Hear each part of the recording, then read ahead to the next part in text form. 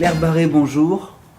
Bonjour. Un grand merci d'avoir accepté l'invitation de la Fringale culturelle. Nous nous étions vus la toute première fois pour Baudelaire, Le Diable et moi, aux éditions Robert Laffont. Aujourd'hui, l'actualité en pleine rentrée littéraire en janvier, c'est Frères, toujours chez Robert Laffont. Comment est né ce roman ? Alors, ce roman est né, on va dire, il y a très très longtemps, parce que c'est l'histoire donc de deux poètes assez méconnus, mais formidables du début du siècle dernier.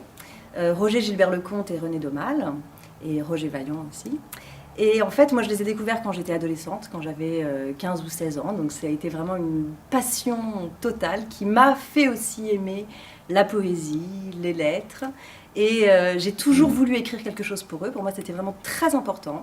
Après, je crois que j'ai eu besoin de laisser passer du temps, de me sentir moi aussi mûre peut-être, pour pouvoir aborder ces personnages et un sujet qui me tenait particulièrement à cœur. Et voilà, et après on va dire que l'histoire en elle-même, enfin en tout cas de choisir ce moment précis de leur vie, parce que le roman se passe sur 11 jours, il se passe en 1925, 11 jours un peu fondateurs on va dire de leur amitié et des hommes qu'ils deviendront. Et donc ça c'est un travail qui date d'il y a quelques années. D'abord j'avais réfléchi peut-être à en faire un film, je l'avais écrit sous forme scénaristique et... Ça se sent, parce que le roman commence par une scène de fin finalement. Voilà, un flash-forward. Voilà, ouais. Ça c'est le cours de scénario, les enfants. Un petit cours de scénario. Je commence par une scène qui se termine par un suspense, on va dire. On se demande ce qui va se passer pour les personnages. Et après, il y a un retour en arrière, 11 jours plus tôt. Et les 11 jours qui vont séparer cette scène, on va dire, très emblématique, qui est une scène, je ne sais pas si on peut le dire, mais on va dire de tentative de suicide à deux. On est bien d'accord. Et on revient un peu avant pour savoir qui ils sont, pourquoi ils en arrivent là. On peut le dire, c'est les premières pages, c'est l'intérêt du bouquin. Voilà. Bien sûr. Et du coup, on est dans ces 11 jours-là. Et on est dans les 11 jours qui précèdent ce moment où tout d'un coup, à 17 ans, alors qu'ils sont jeunes, beaux, qu'ils ont des milliards de promesses devant eux, ils prennent cette espèce de décision, une espèce de pacte d'affronter la mort. Voilà. Même si, au final, bien entendu... Bon, alors ça nous fait confirmer que c'est toujours ceux qui sont les plus sensibles et les plus talentueux qui seraient les le plus fragiles. Aspirés. C'est possible. Moi, je crois vraiment que cet âge-là, c'est pour ça aussi que moi, ça m'intéressait de parler de l'adolescence. C'est que c'est un âge qui est à la fois sublime, on va dire, et très fragile, parce qu'il y a une sorte d'intransigeance aussi. On a une sorte de soif d'absolu, et donc on est capable de faire des choses.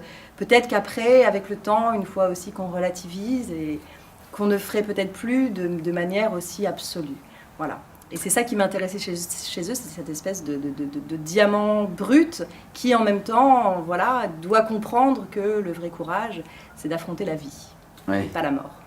Alors ce livre parle de tout l'aspect artistique, mais de la relation d'amitié. Oui. C'est un livre sur l'amitié, sur une amitié passionnelle, une amitié fondamentale et fondatrice.